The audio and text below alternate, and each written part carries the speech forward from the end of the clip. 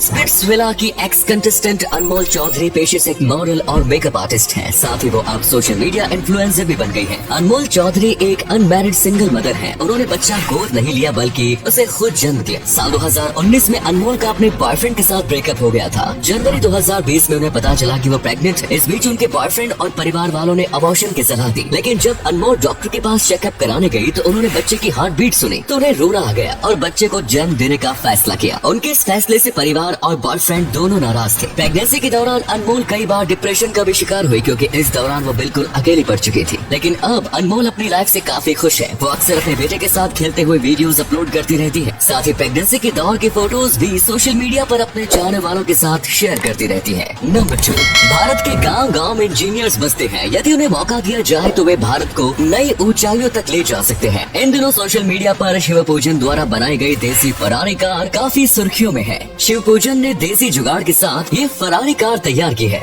इस कार का video viral होने के बाद खुद आनंद महिंद्रा ने शिव पूजन से मिलने की इच्छा जाहिर भी की है। शिव पूजन बचपन से ही एक इंजीनियर बनना चाहते थे, लेकिन पैसे न होने के कारण उन्होंने चित्रकारी का काम शुरू कर दिया। इससे घर चलाना मुश्किल हो रहा था तो उन्होंने वेल्डिंग का काम शुरू कर दिया। एक दिन शिव पूजन के मन में अनोखी कार बनाने का आइडिया आया। गाँव में दूध लाने की समस्या को आसान करने के लिए शिव पूजन ने ये कार डिजाइन की। इसे बनाने में उन्हें 3 महीने का समय लगा और लगभग 1.25 लाख रुपीस का खर्च आया, जिसमें शिव पूजन के भाइयों ने भी सहयोग किया। इस कार में अधिकतर सामान रिक्शा का लगा हुआ है। 4 बैटरी के साथ ये कार एक सिंगल चार्ज में 80 किलोमीटर तक का सफर तय कर सकती है। नंबर 3, आजकल लोग तरह तरह के फूड कॉम्बिनेशन ट्राई करते हैं, लेकिन कुछ फूड कॉम्बिनेशन सेहत के लिए काफी खतरनाक हो सकते हैं। अंडे के बाद कुछ चीजों का सेवन कभी नहीं करना चाहिए, जैसे उबले हुआ अंडा और मछली के साथ में खाने से स्किन एलर्जी हो सकती है। अंडे के साथ पनीर, दूध या दही का सेवन नहीं करना चाहिए, क्योंकि अंडे में प्रोटीन की मात्रा काफी अधिक होती है। पनीर के साथ इसका सेवन करके पाचन क्रिया बिगड़ सकती है। अंडे के बाद केला भी नहीं खाना चाहिए, क्यों ऐसा करने से कब्ज और गैस जैसी समस्याएं हो सकती है। और अंडे के साथ नींबू का सेवन तो जहर के समान है। ये इतना ज्यादा नुकसानदेह हो सकता है कि इससे व्यक्ति को हार्ट अटैक आने की संभावना बढ़ जाती है। नंबर 4, कोरोना वायरस के लगातार नए नए वेरिएंट पूरी दुनिया में सामने आ रहे हैं, लेकिन अब दुनिया के अधिकतर देश लॉकडाउन के बजाय लोगों को सतर्क रहने की सलाह दे रहे हैं। ऑस्ट्रेलिया और न्यूजीलैंड जैसे कई देशों ने तो ये स्वीकार कर लिया है कि अब कोरोना के साथ ही रहना पड़ेगा, लेकिन चीन इन दिनों अब तक के सबसे बड़े लॉकडाउन का सामना कर रहा है। शंघाई जैसे बड़े शहरों में लॉकडाउन के नियम इतने सख्त कर दिए गए हैं कि कोई भी व्यक्ति अपने घर के बाहर नहीं निकल सकता। कोविड पॉजिटिव लोगों के घर के बाहर अलार्म बैन लगा दिए गए हैं। लोगों के पालतू जानवरों को भी मार दिया जा रहा है और छोटे बच्चे भी पीपीई किट पहनने को मजबूर है। कहा जा रहा है कि चीन जीरो कोविड पॉलिसी का इस्तेमाल कर रहा है। जल्द ही चीन में चुनाव होने वाले हैं। ऐसे में शी जिनपिंग दोबारा राष्ट्रपति बनने की कोशिश कर रहे हैं, जिसमें वे चीन के महान कार्यों को गिनाएंगे और बताएंगे कि कैसे उन्होंने देश में कोविड को कंट्रोल। साथ ही ये भी बताया जा रहा है कि चीन की वैक्सीन दुनिया की अन्य वैक्सीन के मुकाबले काफी कम इफेक्टिव रही है। इस वजह से चीन में सख्त लॉकडाउन लागू किया गया है। नंबर 5, चीन के सांक्षी प्रांत में एक ऐसी जगह है जहाँ सड़क के एक तरफ झील का रंग हरा और नीला आता है और वहीं दूसरी ओर झील गुलाबी रंग की नजर आती है। गुलाबी रंग की झील देखकर अक्सर लोगों को हैरानी हो जाती है। ये झील 50,000 साल पुरानी बताई जाती है। इसका नाम यांगचैंग साल्ट लेक है। इस झील को डेड लेक के नाम से जाना जाता है, क्योंकि इस झील का पानी मीठा नहीं बल्कि खारा है। इसमें सोडियम सल्फेट की मात्रा इतनी अधिक है कि इसके पानी से नमक बनाया जाता है। झील के गुलाबी होने की वजह एक प्रकार के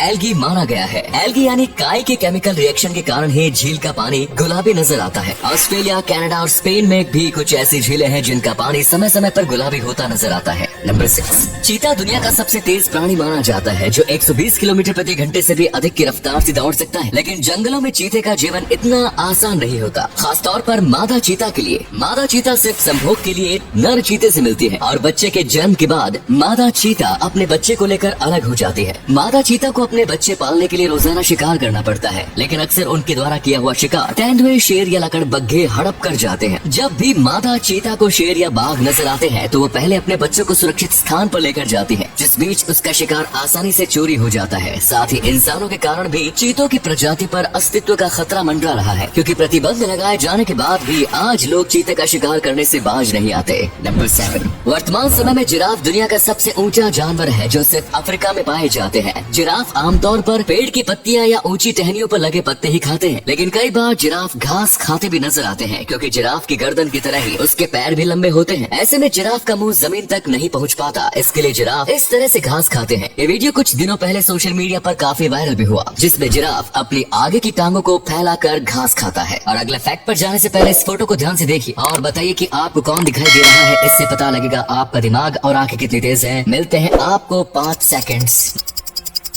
नंबर 8, एयर इंडिया के बाद टाटा जल्द ही एयर एशिया को खरीदने की प्लानिंग भी कर रहा है। हालांकि एयर एशिया में पहले से ही टाटा की 83% हिस्सेदारी है और बाकी हिस्सेदारी मलेशियन एयरलाइंस की है। टाटा ने मलेशियन एयरलाइंस के सामने उनके शेयर्स खरीदने का प्रस्ताव रखा है। लोग इस बात को लेकर हैरान है कि नुकसान वाले एयर इंडिया खरीदने के बाद टाटा एक और एयरलाइंस खरीदने की योजना कैसे बना रहा है। टाटा द्वारा एयर इंडिया खरीदते ही ये प्रॉफिट में आनी शुरू हो गई है। टाटा ने एयर इंडिया का मैनेजमेंट सिस्टम बदल दिया। क्रू मेंबर्स अब पहले से ज्यादा अच्छे नजर आते हैं और यात्रियों की सभी शिकायतों को ध्यान से सुनते हैं।